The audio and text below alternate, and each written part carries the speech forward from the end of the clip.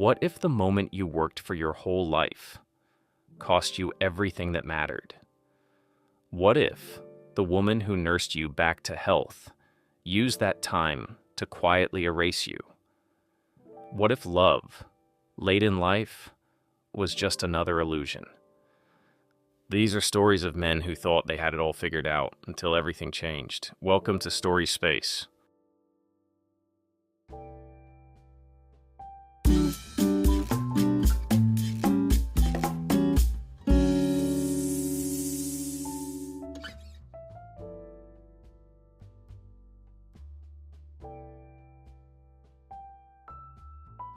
I hadn't felt butterflies in years, not since I lost my wife to cancer 13 years ago. Since then, it was just me and the dog.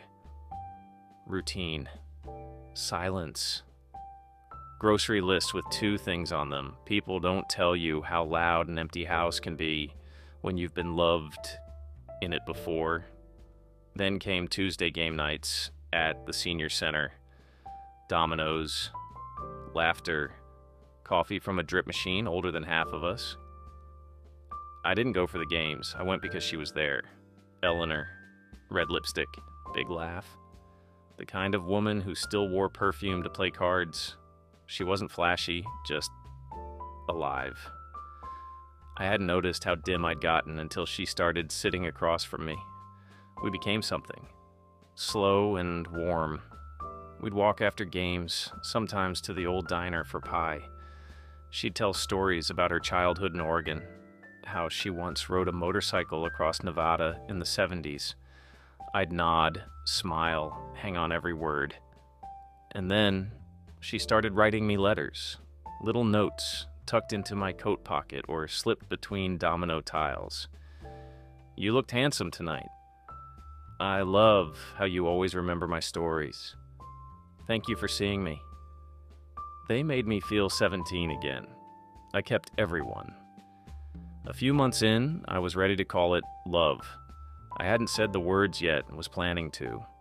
I bought a nice frame for one of her notes, was going to give it to her the next Tuesday, but she didn't come that week, nor the one after. I called, no answer, drove to her place. Her niece answered the door. Kind girl, told me Eleanor had a fall. Nothing serious, but she was resting. Then she paused, looked at me with a strange tenderness. You're Jim, right? She mentioned you, said you were sweet. She stepped aside. You should probably know. She kept letters, too. There was a box, not hidden, just there. I shouldn't have opened it, but I did. Inside were notes, cards, letters, dozens, some recent, some years old, all addressed to men. You make me feel young. Thank you for your kindness.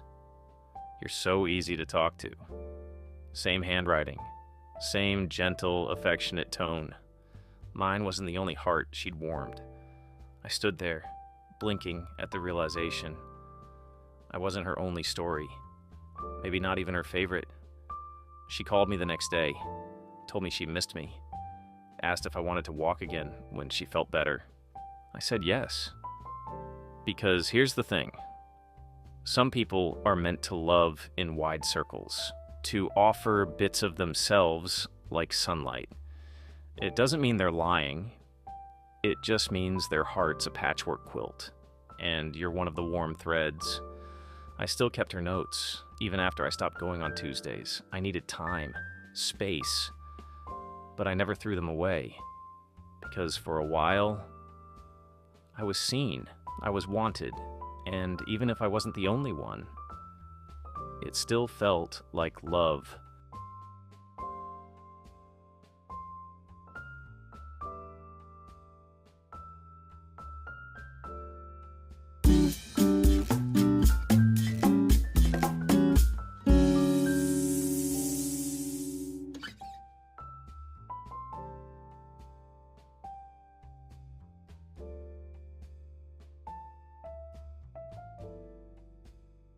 They clapped when I got the corner office. 27 years of loyalty, of late nights, missed holidays, and being the guy they could count on. I smiled, shook hands, gave a little speech. You know the kind. Humble but polished. I even made a joke about finally getting a window with a view. But when I walked through the door that night, home was quiet. Carol was at the kitchen sink. She didn't look up. I set my briefcase down, waiting for her to say something. I got it, I offered. My voice sounded small in that silence. I know, she said. They posted it online before you got home. I waited for the congratulations, for the hug, for the I'm proud of you.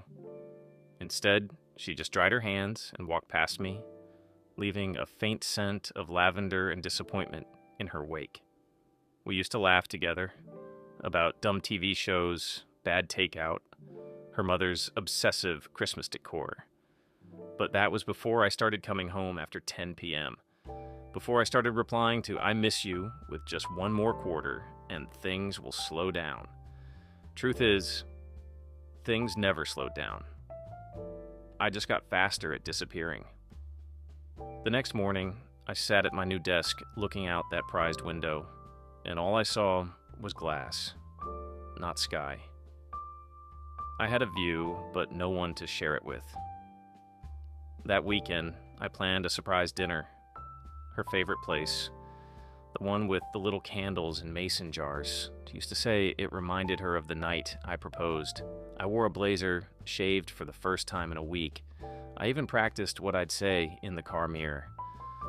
I know I've been gone. I want to come back, but when I got home, the closet was half empty. There was a note on the table, just one line. I waited too long to matter again. That sentence, it broke something in me. I thought love was stable, that it could wait, that it would understand just a little longer. But love, I've learned, is a living thing.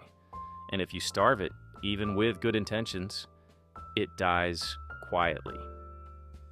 The promotion came with a raise, sure. A better parking spot. Hell, they even gave me a plaque. But you know what I see when I look at it now? Regret. I still go to work every day. I still sit in that corner office. People still clap when I speak at meetings. But when I get home, it's silent. Too silent. The other night, I tried to call her. No answer. I left a voicemail. And Carol, I made it, but I made it without you. And now I don't know who I did it for. So here's my advice for what it's worth. Don't build an empire if the cost is the kingdom inside your own home, because titles fade, plaques gather dust. But the look in someone's eyes when they don't believe in you anymore, that stays.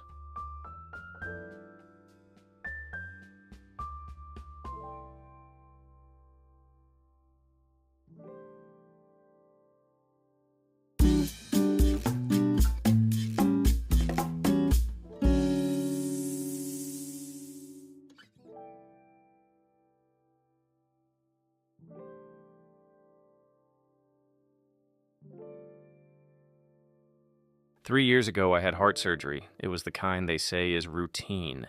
But nothing feels routine when they wheel you in with tubes in your arm and people in scrubs talking about percentages.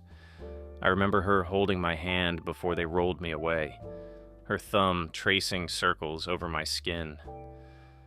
"Don't worry," she said. "I'll take care of everything."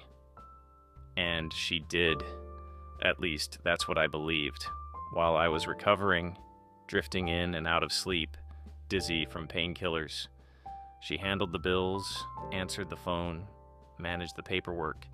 She brought me soup, helped me shower, kept the curtains open so I could see the sunlight. I was grateful, vulnerable, and deeply in love. Then, one afternoon, she came into the bedroom with a few documents. "Just some insurance updates," she said casually. "Sign here, and here." I didn't read them. I couldn't even hold a pen steady. So I scribbled my name and smiled. "Thanks, hun," I said. "I don't know what I'd do without you." Turns out I was about to find out. A year later, we had a fight. Nothing earth-shattering, just the usual. Money, the way I said things without thinking. She left for her sister's house to cool off. 2 days later, I got a call from the bank. Mr. Ellison, we need to inform you that your name is no longer listed on the mortgage. I thought it was a mistake. It wasn't. Turns out those insurance papers were actually a quitclaim deed. While I was recovering, she transferred the house into her name alone, legally, cleanly, and as it turns out, permanently. I called her. She didn't pick up. I called her sister.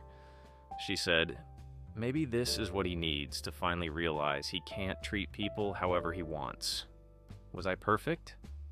Hell no. I was stubborn, too proud, sometimes careless with my words, but I never saw this coming. We divorced 2 months later. She got the house, I got the garage tools, and my clothes in a box. You know what hurts the most? It's not the betrayal. It's the fact that I truly believed she had my back when I was at my weakest. And maybe she did at first, but somewhere along the way, her kindness became strategy. I've since moved into a small rental across town. No shared mortgages, no trust left to sign away, just me, my old recliner, and silence. So if you ever find yourself in a hospital bed and someone says, don't worry, I'll handle it. Just promise me one thing. Read the damn papers. Because sometimes the person who tucks you in at night is also the one stealing your name off the deed.